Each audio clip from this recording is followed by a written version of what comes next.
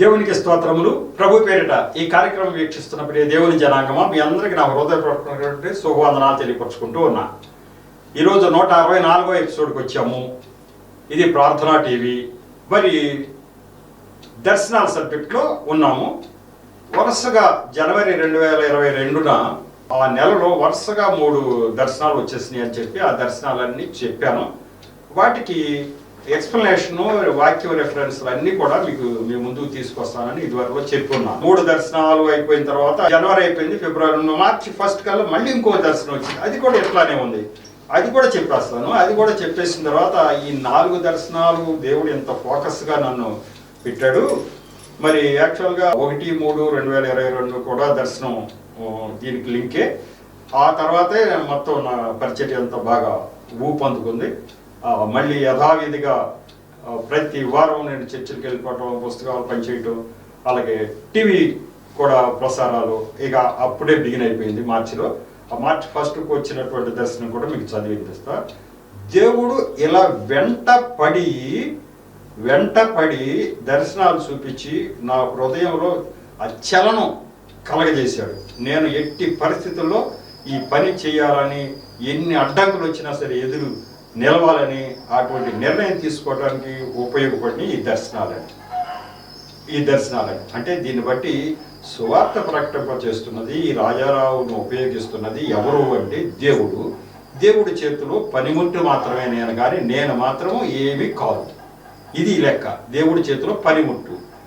ఆ పనిముట్టును ఆయన ఎలా ఉపయోగిస్తున్నాడో మీరు గమనిస్తే దేవుడు చేస్తున్నదే కానీ ఈ సువార్త అంతా కూడా మనుషులు చేస్తున్నది కాదని మీకు అర్థమవుతూ ఉంటుంది.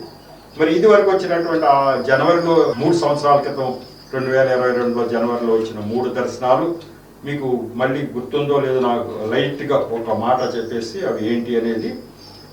ఫస్ట్ ఏంటి అంటే వీధిలో కుక్కలు పట్టుకుపోయేవాళ్ళు అనే కంటే మనం ఒక రకంగా అనుకోవచ్చు దాన్ని. ఎవరో ఒక జంతువులు, ఆ జంతువులు తినే జంతువులు అనుకోండి, పిల్లులు పట్టుకెళ్ళి వాళ్ళు ఉంటారు, మన ఊళ్ళోనే వస్తారు. పిల్లులు పట్టుకెళ్ళే వాళ్ళు మనం చూస్తూనే ఉంటాం. వాళ్ళు వస్తారు, పిల్లులు పట్టుకుపోతారు, మనం చూస్తుండగానే వాటిని చీల్చుతారు, కాల్చుకుంటారు, తింటుంటారు. ఓడలు మనకు తెలిసిందే. మరి ఎవరైనా కానీ మనం అడ్డుపడితే మన సొంత పిల్లులు ఉన్నాయి అని చెప్తే వాళ్ళు వెళ్ళిపోతూ ఉంటారు. అట్లాంటిది అనుకుందాం. ఇది ఇక్కడ కుక్కలు అని చూపించండి సమ్ జంతువుల్ని. మరి అట్లా పట్టుకుపోయే వాళ్ళు వచ్చినప్పుడు వాళ్ళని రక్షించగలిగే శక్తి ఉన్నది మనుషులకు ఒక్కళ్ళకి. జంతువులు వాళ్ళ నుంచి తప్పించుకోలేకపోతుంది, మనుషులు ఒకలే కాపాడాలి. మనకెందుకులే రిస్క్ అనుకునే పక్షం అయితే ఆ జంతువులు బలైపోతాయి. కాబట్టి అట్లాంటి రిస్క్ తీసుకునైనా నువ్వు ఎవరైతే సాతాను కోరలో చిక్కుపోయారో వాళ్ళని బయట తీసుకురావాలని చెప్పి వీధి కుక్కలు పట్టుకుపోయే వాళ్ళు వచ్చి పొంచి కాపు కాచి ఉండగా నేను ఈ రిస్క్ ఎందుకు వెళ్ళి వాళ్ళు క్రూరంగా ఉన్నారు, వాళ్ళతో తగాదా ఎందుకు అని నేను అనుమానిస్తున్నట్టు దేవుడు చూపించడం జరిగింది. అవి బిక్కు బిక్కమొహం పెట్టుకుని నా వైపు చూసి మమ్మల్ని కాపాడండి అన్నట్టు చూడటం నేను గమనించాను. అంటే వాళ్ళని ఈ అసాతాను కట్టలోంచి బయటికి తీసుకురావటానికి మనం ప్రయత్నం చేయాలని అది చూపించాడు ఫస్ట్. తర్వాత మదర్ తెరిసా పటం చూపించడం జరిగింది ఆ రాత్రిల్లా. ఆ మదర్ తెరిసా చరిత్ర అంతా నేను ఎప్పుడు పటం చూపించారో అప్పుడు నేను వెళ్ళి కొనుక్కొచ్చి అసలు ఏంటి ఇది ఎందుకు వచ్చింది అని చూసుకున్నా. అప్పుడు నాకు అర్థమైంది, మదర్ తెరిసా మామూలుగా అందరు క్రైస్తవుల్లాగా మరి యుగోస్లావియా నుంచి ఇక్కడికి వచ్చి ఒక టీచర్గా వచ్చి అలా చేస్తూ ఉన్నట్లయితే ఆ మదర్ తెరిసా చరిత్ర అట్లా జరగల. దేవుడు ఆమెను ఒక పర్పస్ మీద ఏర్పరచుకున్నాడు. అనేక మంది వచ్చారు విదేశాల నుంచి నన్స్గా. వాళ్ళు ఏమైనా చేశారా? లేదు. వాళ్ళు అంత టీచర్లుగా వచ్చారు, ఆ టీచర్లుగా వాళ్ళ పని ఏదో వాళ్ళు చేసుకున్నారు, వెళ్ళిపోయారు.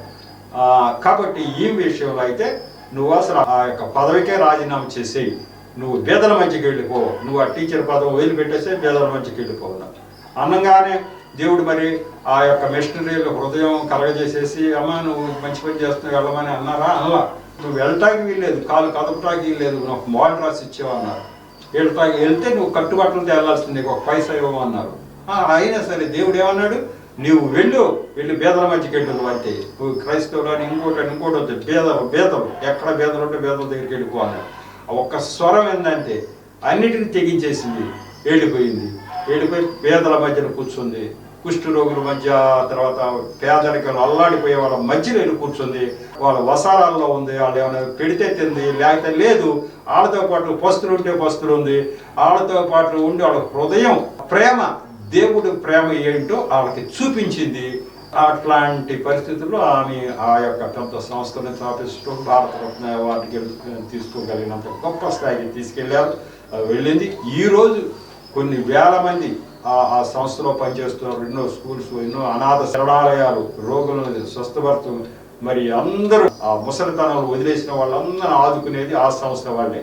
అటువంటి పటం చూపించారు అనగానే దేవుడు, అప్పుడు నాకు అర్థమైంది, నా పరిచర్య మామూలు పరిచర్య కాదు, నేను అందరిలాగా వెళ్ళటానికి వీల్లేదు, దేవుడు ఎలా చెప్తే అలా చేయాల్సింది, నా అన్ని నష్టపోయినా అన్నీ కోల్పోయినా నేను చేయాల్సిన పని దేవుడు చెప్పినట్టు చేయాలని నిర్ణయించుకోవడానికి వీలేదు. అది ఆ తర్వాత నేను రాసిన పుస్తకం అప్పటికి 56 పేజీల సాక్ష్యం పుస్తకం, 10,000 పుస్తకాలు నేను పంచిన సందర్భంగా ఆ పుస్తకాల్లో ఇంకా మ్యాటర్ కావాలి అంటున్నాడు దేవుడు.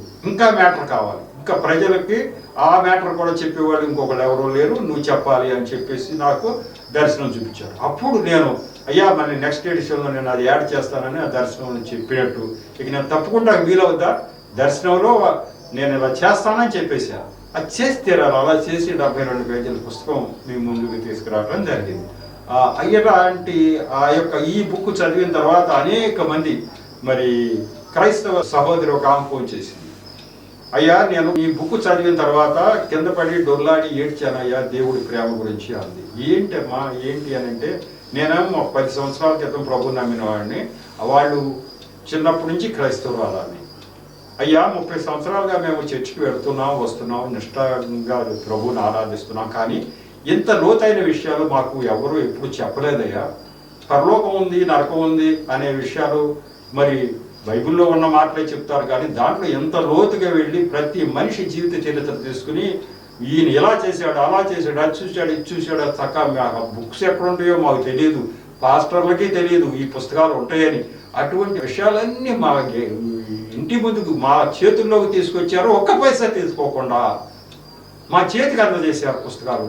ఇది అంతా దేవుడు చేయించకపోతే మనుషుల వల్ల అవుతుందా అని చెప్పి ఏడ్చానయ్యా నేను దేవుడి దగ్గర, ఎంత గొప్ప పని చేస్తున్నారా అయ్యా, మాకు అందరికి జ్ఞానం వచ్చింది మరి అని చెప్పి ఎంతో మందిని వెలిగించడానికి అవుతుందని చెప్పడం జరిగింది. అట్లా ఈ జ్ఞానం అంతా ఇప్పించేది దేవుడు అని గ్రహించడం జరిగింది.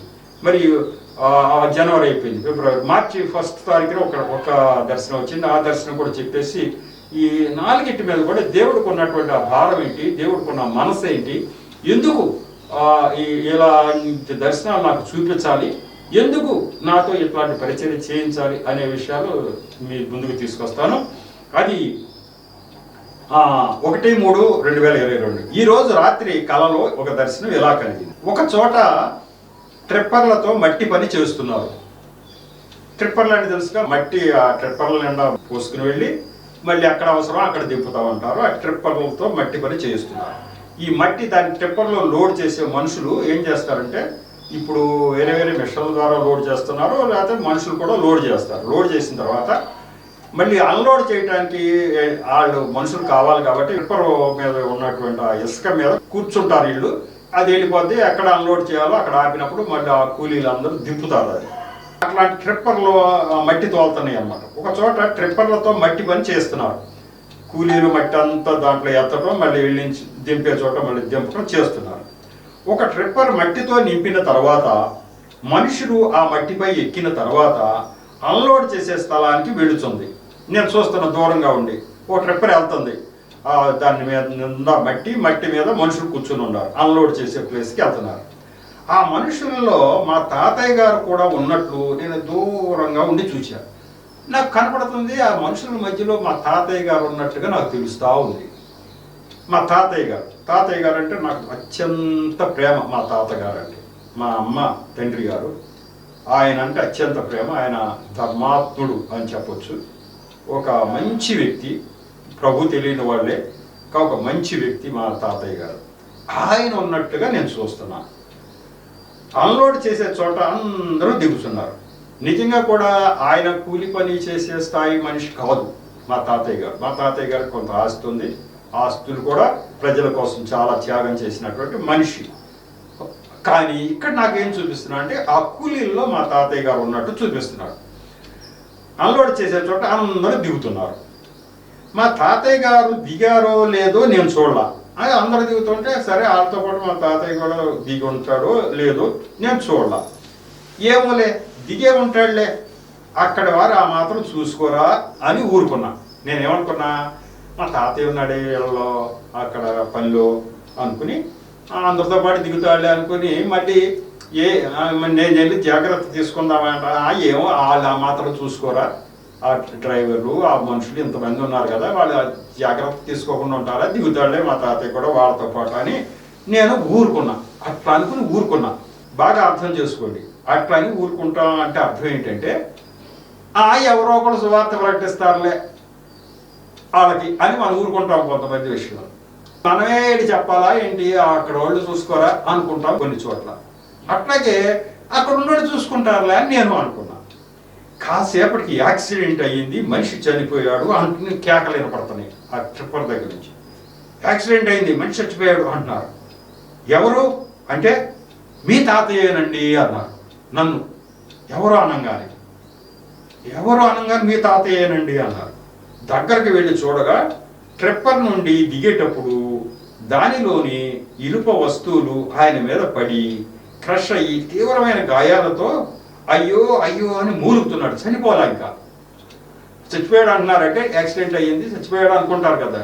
కానీ జరిగిన విషయం ఏంటంటే ఆ ట్రిప్పర్ ఇసుకతో పాటు కొంత ఇనప సామాన్లు కూడా ఉన్నాయి. ఈ దిగుతుండగా ఆ ఇనప సామాన్లు కూడా మీద పడిపోయినాయి ఈయన మీద.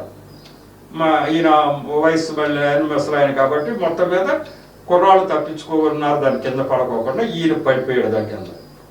అయితే దెబ్బలు తగిలి అయ్యో అయ్యో అని మూలుగుతున్నాను. నేను వెళ్ళేసరికి నేను వెళ్ళి ట్రిప్పర్ ఆపరేటర్ని నీ నిర్లక్ష్యం వలన ఎలా జరిగిందని కేకలేస్తాను, బాగా అరుస్తున్నా. ఏ మాత్రం చూసుకోవద్దా ఏంటి, నువ్వు ఏం చేస్తున్నావు, నువ్వు అన్లోడ్ చేసేటప్పుడు పైవాడు దిగారా లేదా ఏంటి నువ్వు చూసుకునే పని లేదా అని చెప్పి కేకలేస్తున్నా డ్రైవర్. కానీ నా మనసులో నేను ఇలా అనుకుంటున్నా, కానీ నా మనసు ఒకటి గద్దిస్తుంది దాని లోపల. నా నిర్లక్ష్యం కూడా కొంతమేరకు దీనికి కారణం కాదా అని మనస్సాక్షి చెబుతుంది.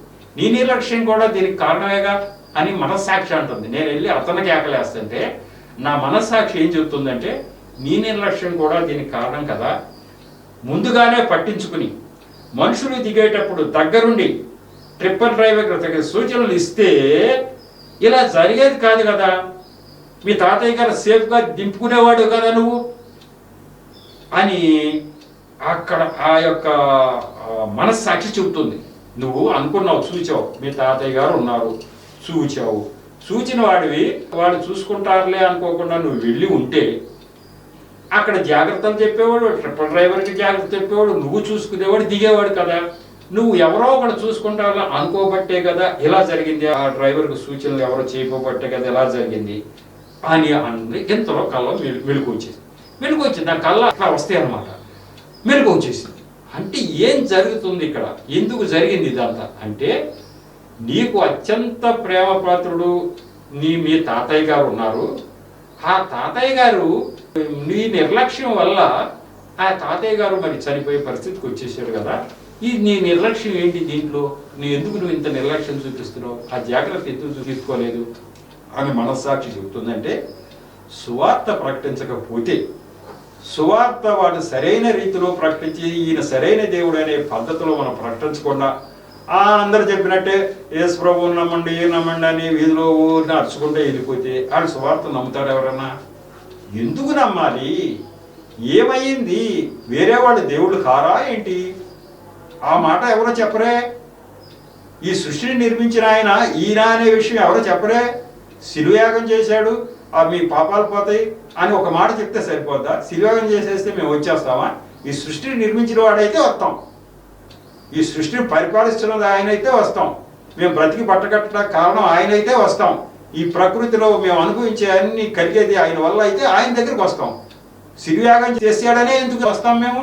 ఇవన్నీ చేశాడా, అవన్నీ నిజంగా ఆయన చేస్తున్నాడనే విషయం వాళ్ళకి ఎవరు చెప్పారు? ఎవరన్నా ప్రజలకు చెప్పారా ఈ విషయాలు? మొత్తం అంతా ఈ సృష్టిని పరిపాలిస్తున్న ఆయన, నిర్మించిన ఆయన ఈయన, దానికి తగిన రుజువులు ఇవి.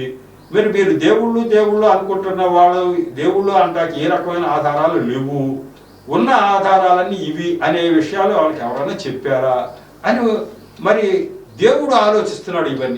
ఇవన్నీ ఆలోచించి ఇది కూడా నీ నిర్లక్ష్యం చేయటానికి ఇది చెప్పాలి అంటున్నాడు. ఇంతమంది సువార్త ప్రకటిస్తున్నారు కదండి, నేను మళ్ళీ కొత్తగా చెప్పేది నువ్వు కొత్త కోణంలో చెప్పాలి అబ్బాయి. అందరూ చెప్పే కోణంలో కాదు చెప్పవలసింది. వాళ్ళకు ఉండే డౌట్లకి నువ్వు సరైన ఆన్సర్ చెప్పగలగాలి. పరలోకం నరకం ఉందని ఎవరు చూసి వచ్చారు అని అంటే బైబిల్లో ఉంది కాబట్టి నమ్మాలి అంటున్నారు. అది నిజమా? ఇవి ఫలానా ఆత్మను దేవుడు తీసుకెళ్ళాడు, తీసుకొచ్చాడు, చూశారు, వచ్చారు అని చెప్పాలి కదా. ఆ విషయం నువ్వు తెలుసుకోవాలి, చెప్పాలి వాళ్ళకి. అలాగే ఈ సిలువ యాగం అనేది మనకు ఒక బోనస్ పాయింట్ లాగా దేవుడు ఆ పాప క్షమాపణ నిమిత్తం ఏర్పాటు చేశాడు. కానీ అసలు ఇంతకు ముందే వేల సంవత్సరాలుగా దేవుడు సృష్టిని సృష్టించిన ఆయన ఈయనే. ఈ బైబిల్ గ్రంథంలో దేవుడే సృష్టిని సృష్టించి పరిపాలిస్తున్నది ఆయనే. ఈ రోజున ఇతర జనాలను కూడా వాళ్ళ క్రియల ప్రకారం ఎవరు చేసిన పనికి వాళ్ళకి ఆ యొక్క ఫలితం ఇస్తున్నది ఆయనే బిడ్డ తరాన. ఆ విషయాలన్నీ వాళ్ళకి తెలుసా? ఒక క్రైస్తవులకు మాత్రమే ఏదో వాళ్ళ దేవుడు ఇస్తాడు అనుకుంటున్నారు, కానీ మిగతా వాళ్ళకు కూడా ఈయనే ఇస్తున్నాడు అనే విషయం వాళ్ళకి తెలుసా? అటువంటి విషయాలు కదా, అటువంటి జ్ఞానం కదా రంగరించిపోయమని నిన్ను ఏర్పాటు చేసింది. నువ్వు ఎవరో స్వార్థ ప్రకటిస్తున్నారులే అని నువ్వు నిర్లక్ష్యం చేస్తే ఎట్లా? లేకపోతే ఏదో అనారోగ్యం కొద్దిగా వచ్చింది, లేకపోతే వయసు మడుతుంది, లేకపోతే మరి ఆ కరోనా వస్తుందేమో అని భయపడుతున్నావు, అందుకు నేను వెళ్ళట్లేదంటే నువ్వు ఇట్లా భయపడితే మిగతా వాళ్ళకి రక్షణ ఎక్కడ నుంచి వస్తుంది? ఆ జ్ఞానం ఎవరిస్తారు అంటున్నాడు దేవుడు. ఈ దర్శనాలన్నీ పనిగట్టుకుని నాకే ఎందుకు చూపించాలి దర్శనం మీద దర్శనం అంటే నీవు ఈ పని చేయాలని నేను నిర్ధారించాను అబ్బాయి, నువ్వు చేసి తీరవలసిందే అంటున్నాడు. మరి బోర్డు మంది ఉన్నారు, వాళ్ళకి చెప్పచ్చు, నేను నిర్ధారించలా, వాళ్ళకి అప్పచెప్పలా ఆ పని, నేను వాళ్ళకి అప్పచెప్పలా, వాళ్ళ పనులు వేరు. సంఘ కాపర్లు ఉంటారు, వాళ్ళ గొర్రెలు వాళ్ళు కాసుకుంటారు అంతే. ఆల్రెడీ వచ్చేవాళ్ళు వాళ్ళు కాసుకుంటారు అంతే. వాళ్ళకి ఏదైనా ఇబ్బందులు వస్తే ప్రార్థన చేస్తాం, అటువంటి చేసుకుంటారు, వాళ్ళ పనులు అది. కానీ నీ పని అది కాదు. ఇట్లాంటి విశ్లేషణ ద్వారా వాళ్ళకి జ్ఞాన నేత్రం వెలగాలి. ముందు క్రైస్తవులు వెలిగితే క్రైస్తవులు ఇంకొకళ్ళు వెలిగించాలి. ఇలా వెలిగించడం కోసమే నా ప్రయత్నం అంతా. అంటే ఇన్ని దర్శనాలు చూపించి వెంటాడి నాకు ఈ యొక్క చూపించకపోతే నేను ఈ కమిట్మెంట్ తీసుకోవటానికి వీలవుతుందా? కాబట్టి దేవుడు ఎంత కష్టపడి చేస్తున్నటువంటి ఈ సువార్త ఎవరిని ఉద్దేశించి అంటే క్రైస్తవులను ఉద్దేశించి కాదు. ఆ యొక్క నరకం అనేది ఉంది. ఇప్పుడు అన్ని దర్శనాలు చూసారా, ఒక మనిషి చచ్చిపోవటం, వాళ్ళు వచ్చి కుక్కలు పట్టుకుపోవటం, ఇట్లాంటి ఎన్ని దర్శనాలన్నీ ఏంటంటే మనుషులకి ఏదో ప్రమాదంలో పడిపోతున్నారు. ఈ యొక్క ఏదో యేసు ప్రభు మాటలు వినకపోతే ఏం పోయిందిలే, ఏం నష్టంలే అనుకుంటున్నారు. కానీ అసలు విషయం ఒక పెద్ద ప్రమాదం ఉంది. ఆ ప్రమాదం నుంచి వాళ్ళు తప్పించాలి బాబు. ఆ ప్రమాదమే లేకపోతే మరి ఇంత బాధ ఎందుకు దేవుడికి? నిజంగా ఆ ప్రమాదమే లేకపోతే ఖచ్చితంగా ఆ ప్రమాదం ఉంది, ఆ ప్రమాదం నుంచి బయటికి తీసుకురావాలి అని చెప్పేసి. కాబట్టి ఈ 4 దర్శనాల మీద కొన్ని వాక్య రెఫరెన్స్లు మీకు చెప్తా.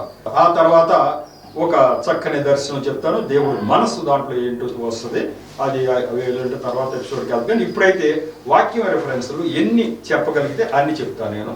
దాన్ని బట్టి చూద్దాం. సామెతల గ్రంథం 24వ అధ్యాయం 11, 12 వచనాలు ఇలా చెప్తా ఉన్నాయి.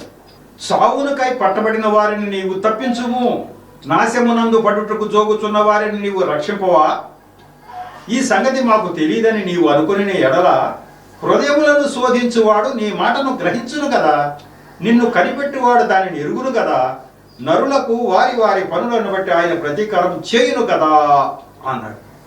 ఇది ఎప్పుడు చెప్పారండి ఈ వచనాలు, ఈ మాటలు బైబిల్ గ్రంథంలో? అంటే యేసు ప్రభు వారు ఈ లోకానికి నరావతారంలో రాకముందు 1000 సంవత్సరాల క్రితం సొలొమోను అనేటువంటి రాజు నోటి ద్వారా దేవుడు ఈ సామెతలన్నీ రాయించాడు.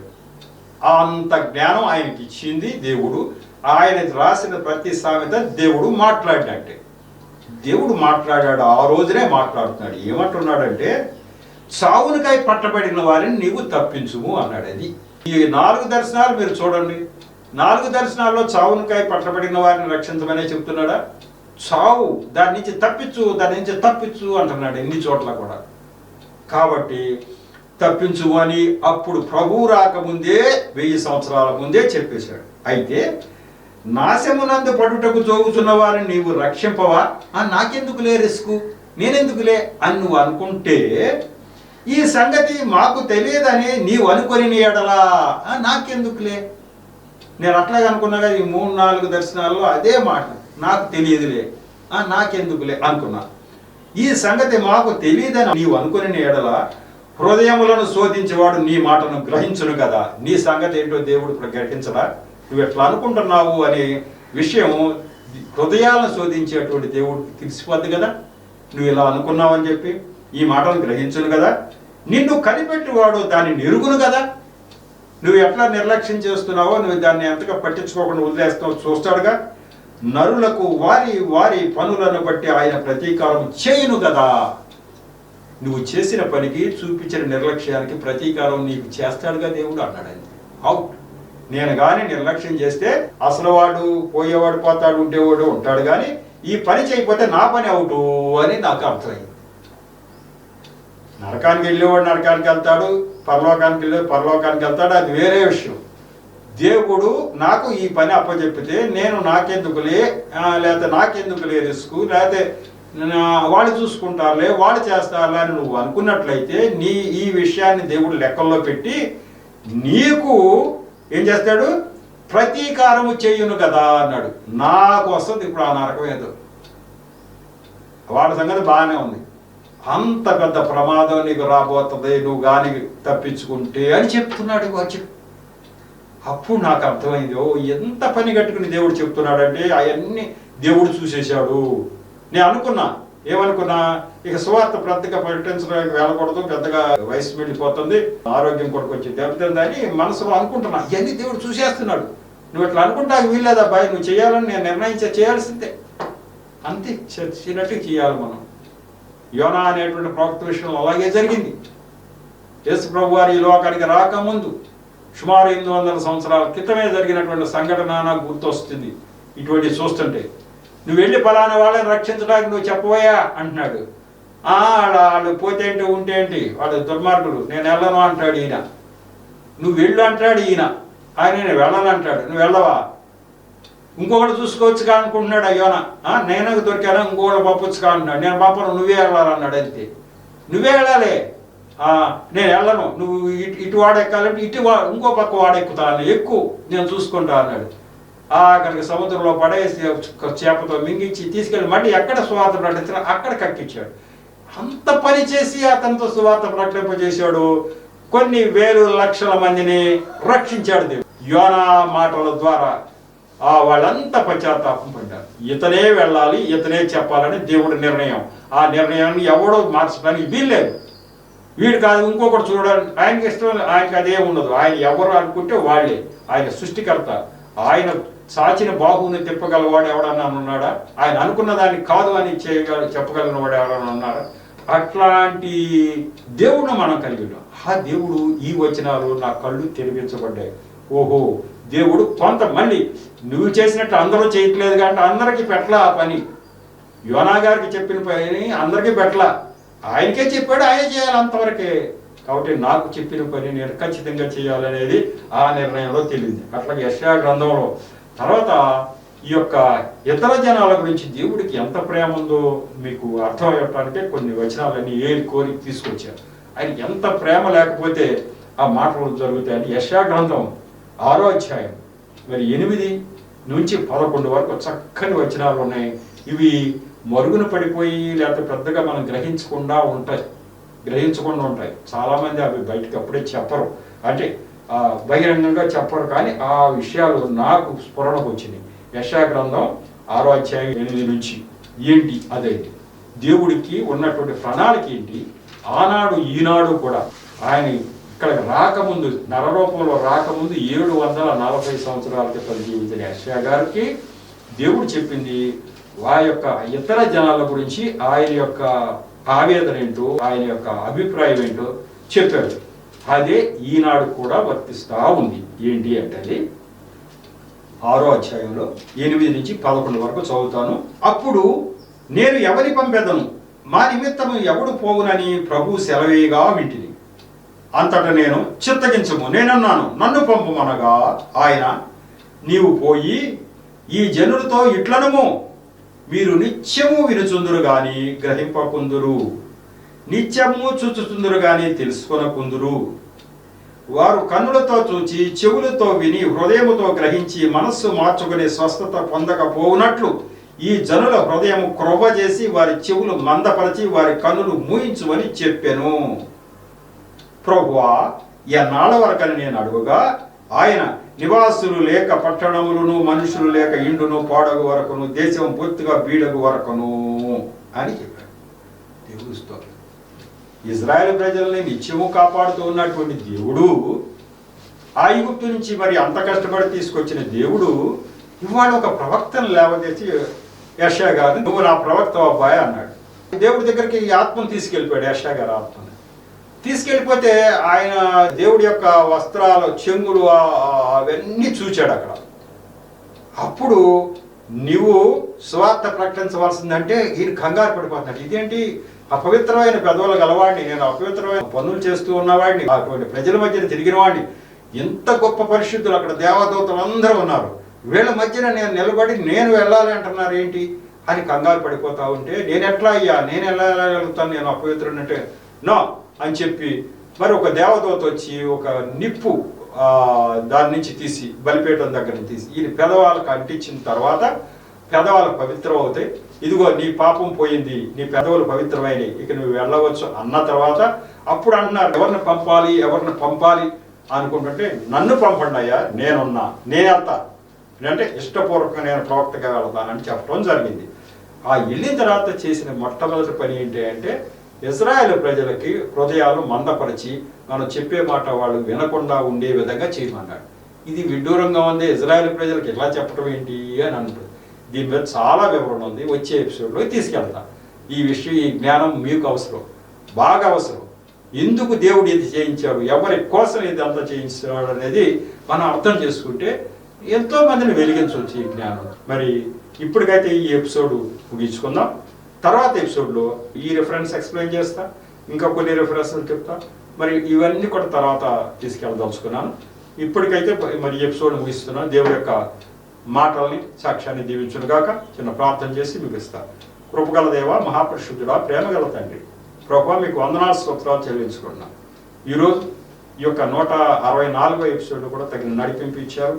నన్ను మరుగుపరిచి నా నోటి ద్వారా మీరు మాట్లాడారు. అంతేకాకుండా ప్రభువా, బిడ్డల హృదయాలు కూడా తెరిచి తండ్రి విషయాన్ని గ్రహించే శక్తిని దయచేసి అనేక మందికి ప్రభువా ఆ వెలుగును వాటి ఇవ్వటానికి నిర్ణయం తీసుకునే విధంగా మీరు వాళ్ళ హృదయాలను కదలించినందుకు వందనాలు స్తోత్రాలు చెల్లించుకోండి. ఇక ముందు కూడా ప్రభువా ఈ పరిచర్యను దీవించండి. ఈ యొక్క ప్రభువా మరి మీ ఈ కార్యక్రమాలు వీక్షిస్తున్న ప్రతి బిడ్డను దీవించి ఆశీర్వదించండి. మా ప్రభువును రక్షకుడైన యేసు నామములో పరమ తండ్రిని ప్రార్థించి వేడుకుంటున్నా తండ్రి, ఆమేన్. మరొకసారి మీ అందరికీ వందనాలు తెలియజేస్తున్నాను.